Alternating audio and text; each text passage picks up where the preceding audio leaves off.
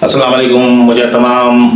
Subscriber ऐं मुंहिंजा तमामु दोस्त भाइरो मुंहिंजूं भेणूं ऐं मुंहिंजा बुज़ुर्ग तव्हां दुनिया जे जंहिं जंहिं बि कुंड कुर्श में रहो था जंहिं बि मुल्क में रहो था मुंहिंजी तरफ़ां ईद जूं खोड़ सारी मुबारकूं तव्हांखे हुजनि ऐं मूंखे उमेद आहे त तव्हां पंहिंजे हर जॻह ते ईद खे इंजॉय करे रहिया हूंदा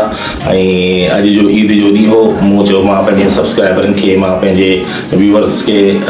ईद जी ख़ुशी जी मुबारक ॾियां ऐं अलाह खां इहा दुआ आहे त अलाह साईं तव्हांखे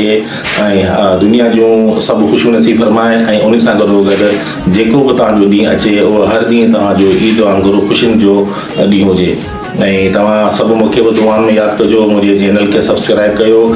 ग्लोबल सिंध वॉइस खे ऐं उन सां गॾोगॾु तव्हां मुंहिंजी जेके वीडियोज़ आहिनि उन्हनि ते तव्हां कमेंट्स बि ॾियो त ऐं उन सां गॾोगॾु जेके बि दुनिया जे मुख़्तलिफ़ मुल्कनि में असांजा सिंधी भाइर रहनि था मुख़्तलिफ़ कम्यूनिटीज़ में जेके कमु कंदा रहनि था त मां कोशिशि कंदुसि त मां पंहिंजो WhatsApp नंबर बि ॾेई छॾंदुसि तव्हां मूंखे पंहिंजी एक्टिविटीज़ वग़ैरह शेयर कंदा रहो त जीअं मां तव्हांजी उहे वीडियोज़ पंहिंजे चैनल ते हलाईंदो रहां सो ईद जे हवाले सां हीउ मुंहिंजो सलाम क़बूल कजो इंशाल्लाह तव्हां सां मुलाक़ात थींदी वॾी महिरबानी अल्लाह हाफ़िज़।